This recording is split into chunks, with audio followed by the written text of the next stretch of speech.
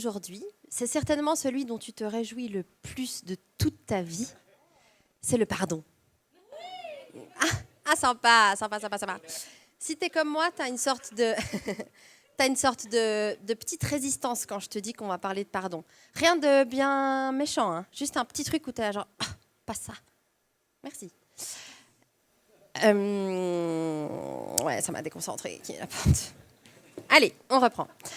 Il y a une sorte de petite résistance, un petit inconfort comme ça.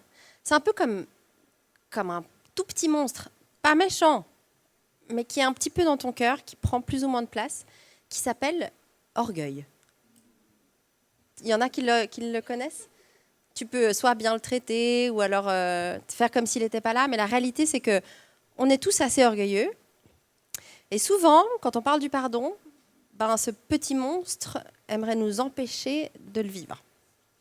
On peut aussi appeler ça un péché, mais c'est un peu moins chou que petit monstre. Mais il y a des enfants présents dans la salle, donc on va parler du pardon. Et tu sais, moi, il y a deux choses, pour être totalement honnête avec toi, que j'aimerais pouvoir améliorer dans ma façon de vivre cette année, en 2023. C'est mon ménage et ma façon de dealer le pardon, de gérer avec le pardon. Et tu sais, il y a pas mal de points communs entre le ménage et le pardon. Mais je ne vais pas te les dire tout de suite, comme ça, tu es en attente, tu es en alerte de quand est-ce qu'on va en parler. Ou alors, tu ne vas pas réussir à te concentrer parce que tu seras là, genre, mais où est-ce qu'elle veut en venir ? Non, reste avec moi. Ce thème des relations, on veut pouvoir vivre des relations qui glorifient Dieu et qui reflètent son royaume. Tu te souviens, pendant 2 mois, on a parlé du travail, comment être des ambassadeurs de Dieu dans notre champ de mission. C'était hyper cool. Là, on attaque l'autre versant. Et tu sais quoi, c'est pas plus simple. C'est le versant des relations. Comment, en tant que disciple de Jésus, tu soignes ta façon d'être avec les autres, d'être dans ton couple, dans ton mariage, dans ta famille, avec tes amis proches, avec tes collègues au travail aussi. En fait, c'est pas facile. Surtout avec Monsieur Orgueil dans le coin. C'était quand la dernière fois que tu as demandé pardon à quelqu'un ? C'était quand la dernière fois que tu as pardonné à quelqu'un ? Si l'exemple qui te vient, il date de 1965, c'est certainement que tu as quelque chose à apprendre aujourd'hui pour avoir une culture de pardon, pour vivre proche du cœur de Dieu et pour vivre des relations qui sont libérées. En fait, on devrait pouvoir répondre à peu près que c'était cette dernière semaine qu'on a eu l'occasion de demander pardon à quelqu'un ou de pardonner. Parce que la réalité, c'est que les choses qui méritent ce moment où tu te poses et tu te dis « en fait, je te demande pardon », c'est pas que les énormes trucs, c'est pas que les gros scandales dans la vie. C'est des fois des petites paroles qui sont dites d'une façon exprès où tu veux un peu faire réagir. C'est d'arriver en retard. C'est de mentir, d'éviter un peu la vérité. En fait, dans toutes nos relations, il y a quand même beaucoup de choses qui sont souvent bloquées parce qu'on n'a pas cette hygiène de pardon. On vit dans un monde qui est pollué par le péché. Ça se manifeste dans toutes choses, mais en particulier dans les relations. Des relations qui sont détruites par des atrocités, des violences, des choses terribles qu'on peut vivre dans le cadre familial ou au travail. Ça peut détruire les relations. On va aussi en parler, mais j'aimerais aussi t'encourager à voir le thème d'aujourd'hui dans ton quotidien. Dans ton petit train-train de vie. Quels sont les moments où, en fait, tu devrais accorder un pardon, où tu devrais demander pardon ? Parce que tu sais quoi, ce qui est assez terrible, c'est que ce soit pour des grandes choses, ou que ce soit pour des petites choses du quotidien, c'est pas plus facile. Ça vient tout autant toucher à ton orgueil, de te dire, mais non, mais je veux pas lâcher ça, ou non, je veux pas... Ouais, tu vois ce que je veux dire, je pense. On va lire le passage du jour qui se trouve dans Éphésiens 4, du verset 25 à 32. Et je t'encourage à voir ce passage vraiment en pensant à ta semaine, en pensant à comment tu es à la maison, comment tu es avec tes amis proches, comment tu es avec ton mari ou avec ta femme. C'est pourquoi débarrassez-vous du mensonge, que chacun de vous dise la vérité à son prochain. Ne sommes-nous pas membres les uns des autres ? Mettez-vous en colère, mais n'allez pas jusqu'à pécher. Que votre colère s'apaise avant le coucher du soleil. Ne donnez aucune prise au diable. Que le voleur cesse de dérober, qu'il se donne plutôt de la peine et travaille honnêtement de ses mains pour qu'il ait de quoi donner à ceux qui sont dans le besoin. Ne laissez aucune mauvaise parole franchir vos lèvres.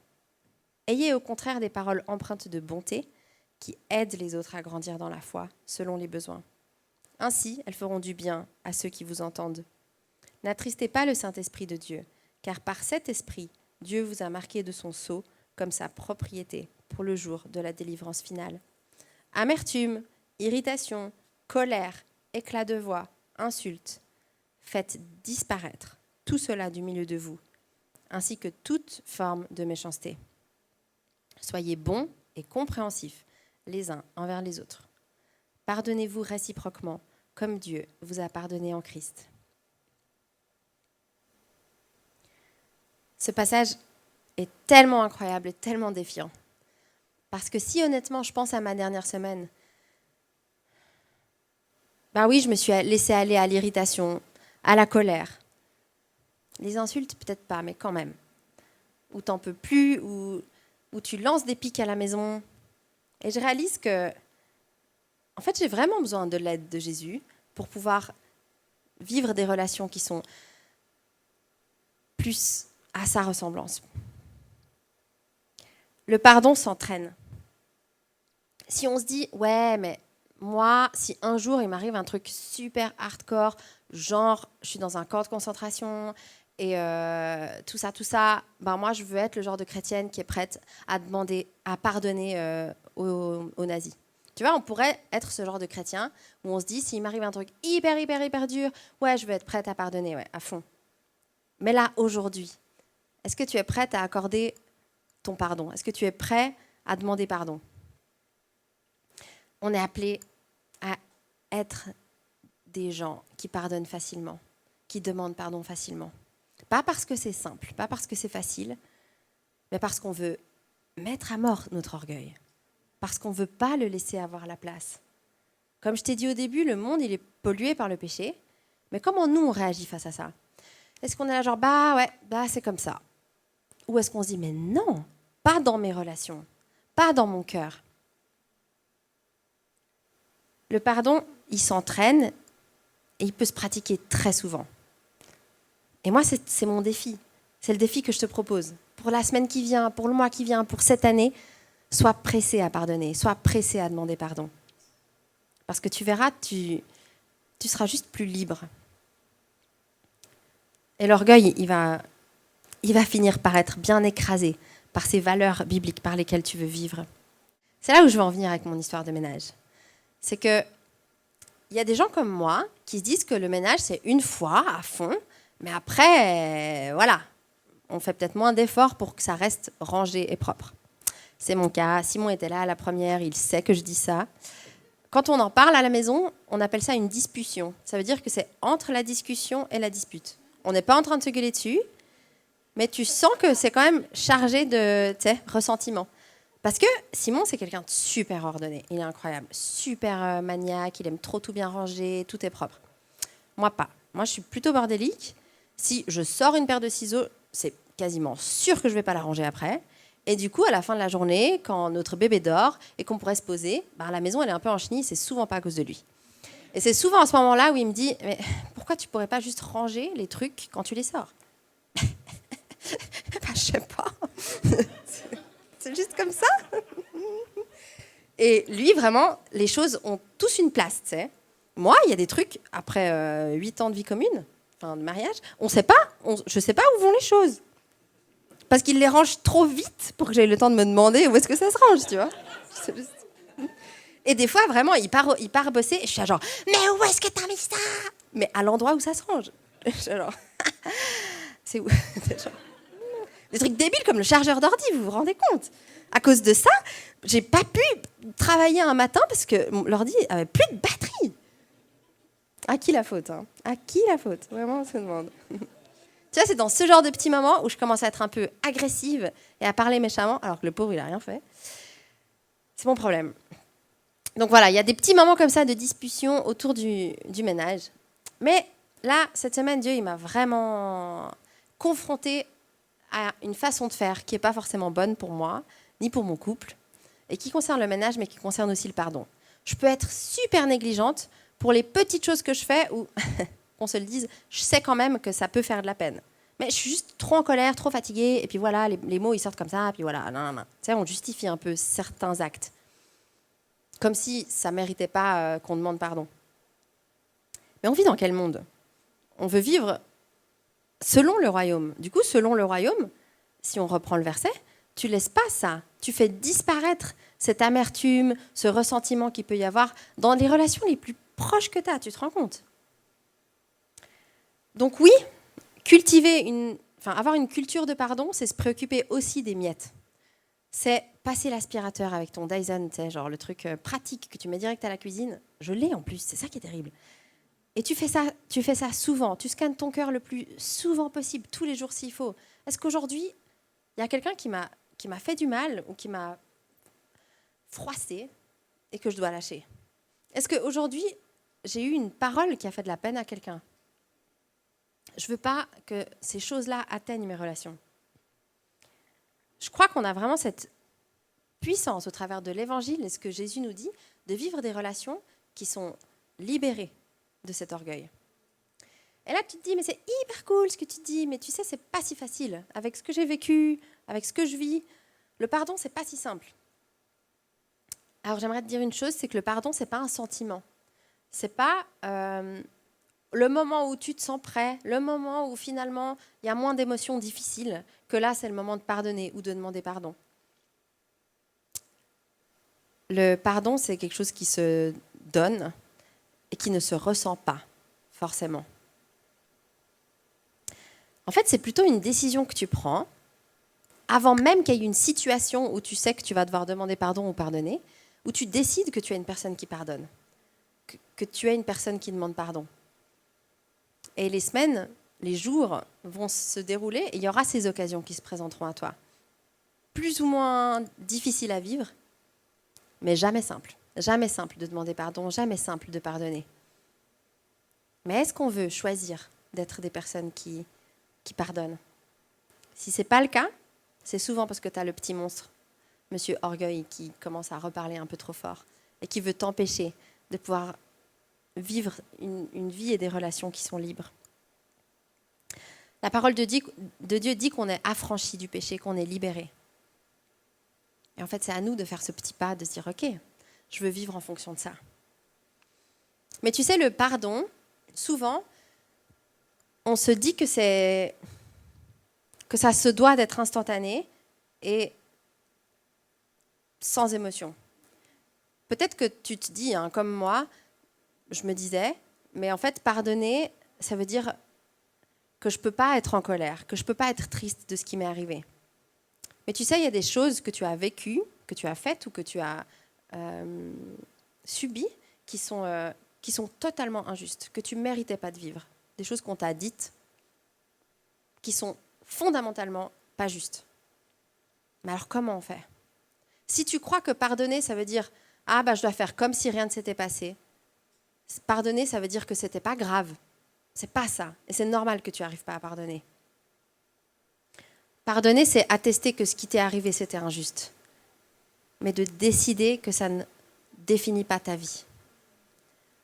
C'est tellement dur. Si tu as subi quelque chose de très difficile, tu sais ce que c'est le meilleur moyen pour que cette personne continue à avoir un impact et une influence sur ta vie ? C'est de ne pas lui pardonner.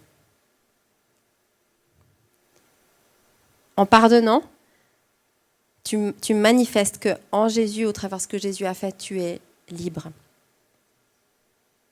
Ça ne change pas ce qui a été commis, malheureusement. Ce qui a été commis peut rester grave, peut rester injuste, mais ça ne te définit pas. C'est ça le trésor du pardon que Jésus nous permet de vivre.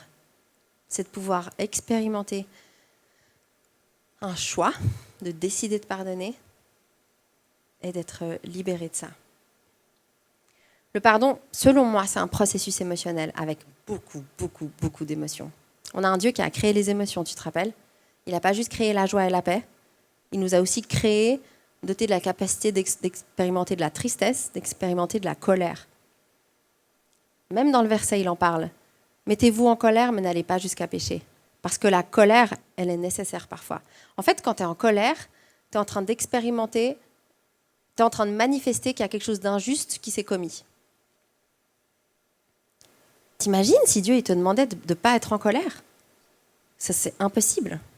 Et pourtant, c'est ce qu'on croit. Hein. On croit, ah non, la colère, la tristesse, il faut que je la cache, que je l'enfouisse.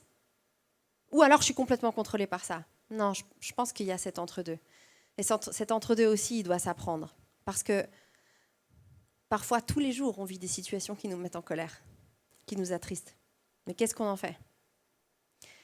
En préparant ce message, j'avais une image. J'ai l'impression qu'elle nous concerne tous, mais peut-être en particulier les personnes qui ont vraiment expérimenté ou vécu une grande blessure relationnelle, qui n'est pas encore pardonnée, ou qui n'est pas encore passée au travers de ce processus.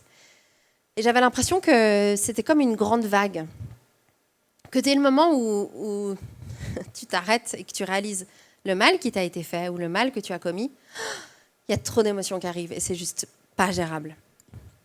Mais tu sais quoi, je crois que le processus du pardon, il passe par cette vague. Et c'est pas simple, mais c'est nécessaire. Et au moment où tu te poses dans la présence de Dieu, et tu te dis, ok, je vais m'arrêter un moment et je vais penser à cette situation que j'arrive pas à lâcher, que j'arrive pas à pardonner, ou j'arrive pas à accepter que Dieu me pardonne pour ça. Tu penses et tu laisses venir les émotions. Et il y aura certainement beaucoup de colère. Il y aura certainement beaucoup de tristesse. Il y aura peut-être même de la honte. Les émotions, elles vont peut-être être si fortes que tu vas avoir l'impression qu'elles vont te noyer. Ça, c'est l'ampleur de la vague. Mais tu sais quoi, c'est pas mauvais de les ressentir parce que tu les expérimentes avec Dieu déjà et parce que c'est une façon de traverser ce processus.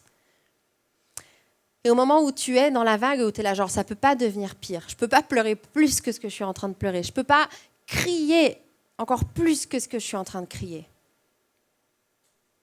Et où tu auras envie de dire, non, mais je laisse tomber. Cette situation, elle me noie, elle me bouffe.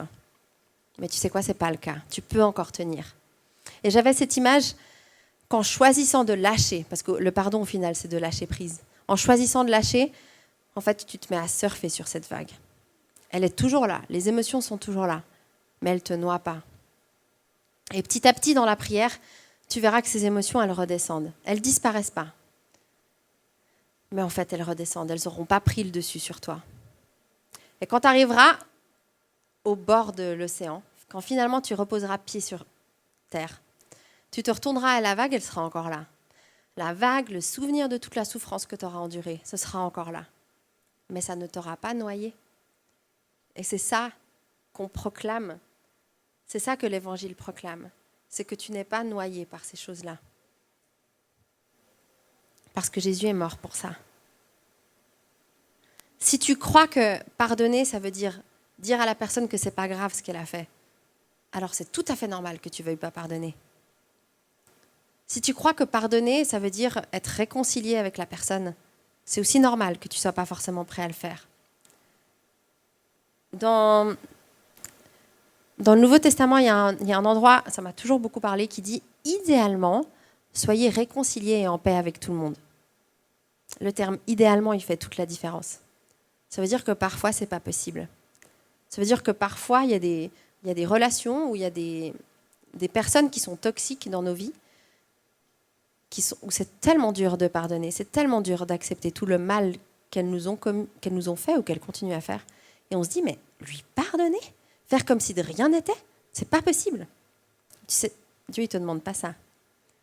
Dieu, il te demande de pardonner pour être libéré, mais ça ne veut pas forcément dire être réconcilié avec cette personne. En fait, c'est deux choses différentes. Et des fois, c'est ce qui nous empêche de faire ce cap de pardonner. Parce qu'on est là, genre, non, mais je ne peux pas reprendre cette relation. Je ne peux pas me remettre presque en danger suivant ce que tu as vécu. Le pardon, c'est ce qui te libère. Ce n'est pas ce qui te réconcilie. Le pardon, comme on a dit, c'est cette décision de ne pas laisser cet acte que tu as commis ou que tu as subi définir ta vie. Il y a une phrase en anglais, je l'ai traduite. Le pardon, c'est choisir de libérer le captif et de réaliser après coup que le captif, c'était toi. Il y a cette réalité dans les relations que nos blessures, elles nous enferment et que le seul moyen d'être libéré de ça, c'est le pardon. C'est pas la vengeance, c'est pas que l'autre personne souffre plus que ce qu'elle nous a fait. Ça fait que nourrir le péché qui pollue nos relations.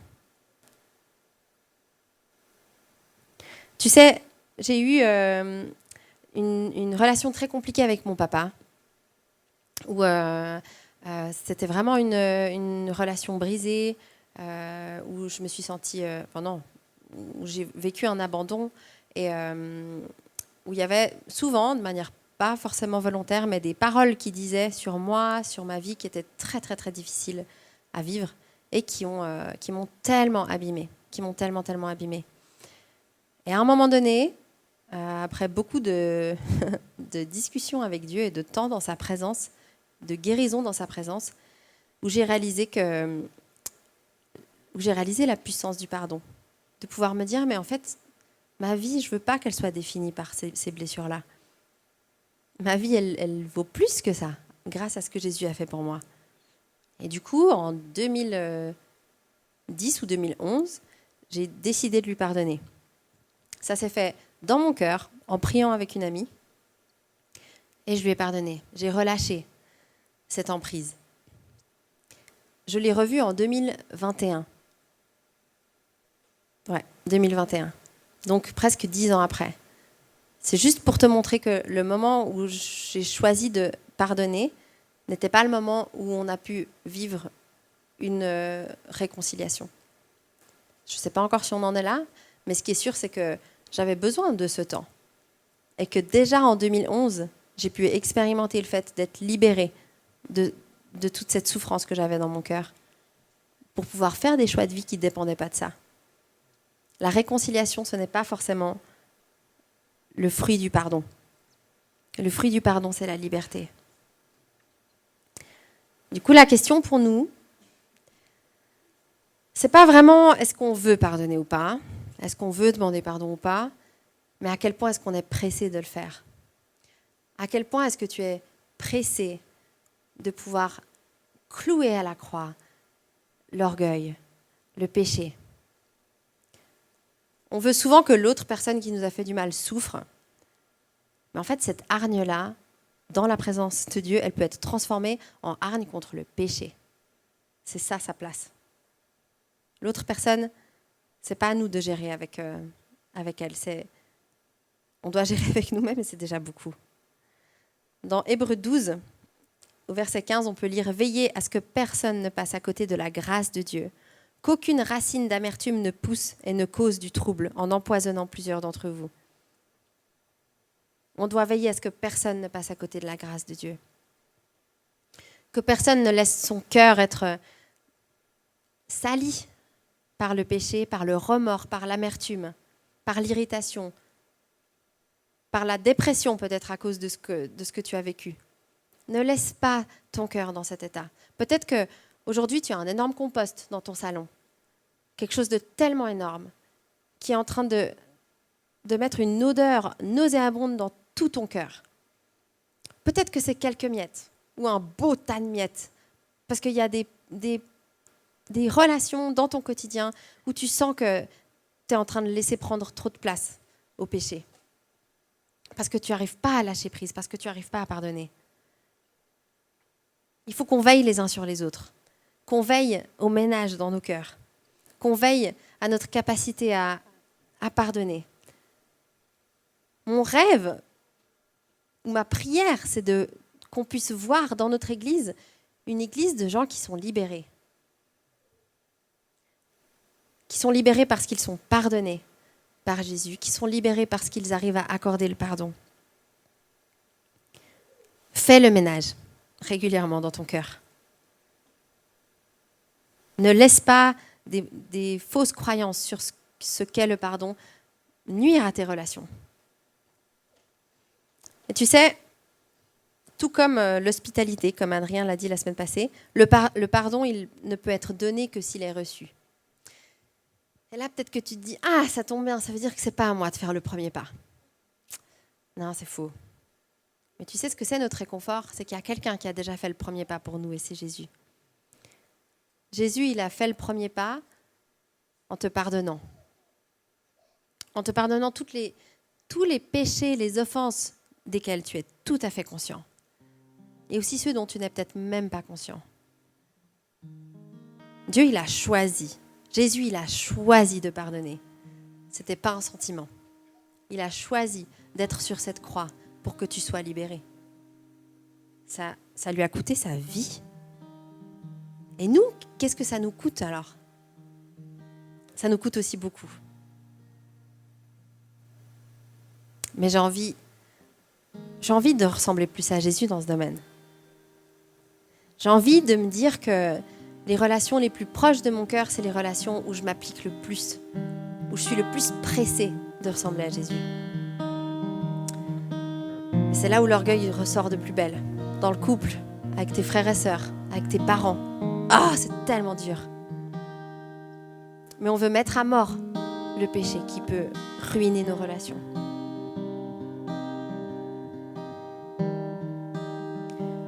Au final, on part toujours du même endroit, on part toujours de la croix. On part toujours de cette croix complètement scandaleuse où un homme innocent est mort pour toi. Et quand j'ai ces moments où je me dis, ouais, ok, là, il faut que je vienne vers Jésus. Là, il y a trop d'émotions, j'ai trop de choses à processer. Je m'imagine que je m'assieds et que je pose mon dos contre la croix. Et je suis à l'ombre de la croix. Et c'est là le moment où tu laisses la vague arriver. C'est là le moment où tu es en sécurité. C'est là le moment où tu dis, ouais, Jésus, je veux vivre une vie qui t'honore.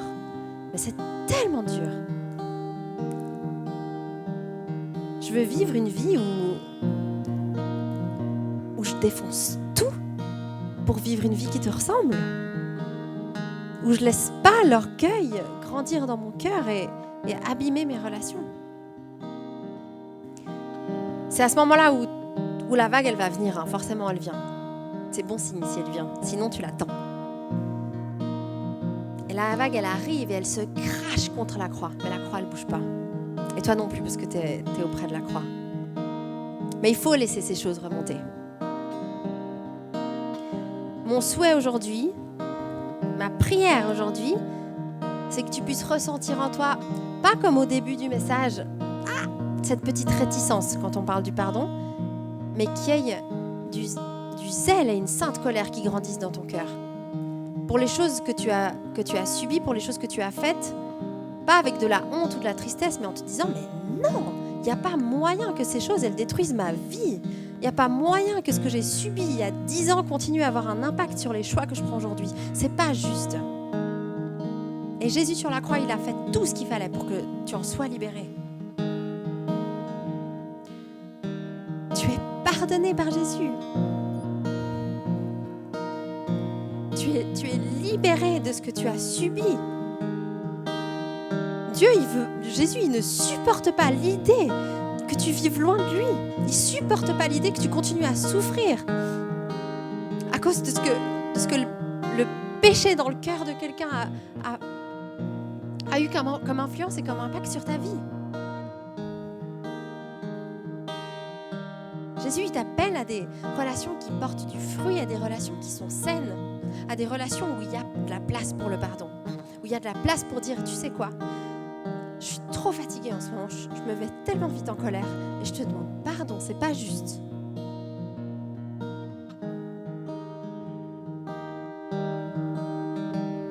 Mais tu sais quoi, quand quelqu'un vient te demander pardon, le réflexe c'est de dire mais c'est pas grave, t'inquiète. Non, ça on veut pas non plus. Quand quelqu'un fait le pas tellement difficile de venir te demander pardon, il faut que tu attestes que c'est difficile. Oui, c'est vrai. C'est vrai, tu m'as fait de la peine. C'est vrai que je suis en colère. C'est vrai que je suis tellement triste. Mais je veux être libérée. Alors je t'accorde ce pardon. Pas parce que tu le mérites, pas parce que tu as l'air d'être assez repentant pour que je t'accorde mon pardon.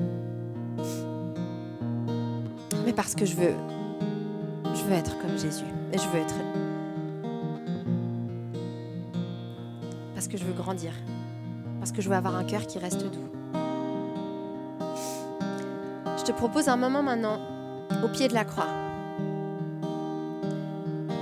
Un moment tout calme. En tout cas, la musique est calme. Après, l'état de ton cœur, je ne sais pas. Si ça bouge beaucoup, c'est pas grave. S'il y a des larmes, c'est pas grave. S'il y a la colère, c'est pas grave. Ne laisse pas aller ta colère jusqu'au péché. Ça veut dire ne la laisse pas te ruiner. Ne la laisse pas te consumer. Mais la colère, elle est nécessaire pour que tu attestes que c'est injuste. Je te propose de prier avec moi. Et après, je te laisserai un moment tout calme au pied de la croix. Tu auras l'occasion de vivre ce moment seul, si tu le veux, de demander à un ami de prier avec toi. Il y aura aussi des personnes qui seront disponibles derrière pour prier avec toi.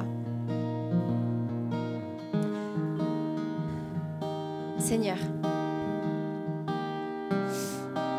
je me trouve au pied de ta croix. J'entends ton souffle haletant parce que tu souffres tellement. Et moi, je n'ai peut-être pas les blessures physiques que tu endures à la croix, Seigneur, mais mon cœur, il saigne. Mon cœur a tellement honte. Je suis rongée par la colère, par la tristesse. Mais Seigneur, dans ta présence, je veux laisser ces choses sortir. Je veux laisser cette vague venir pour pouvoir choisir,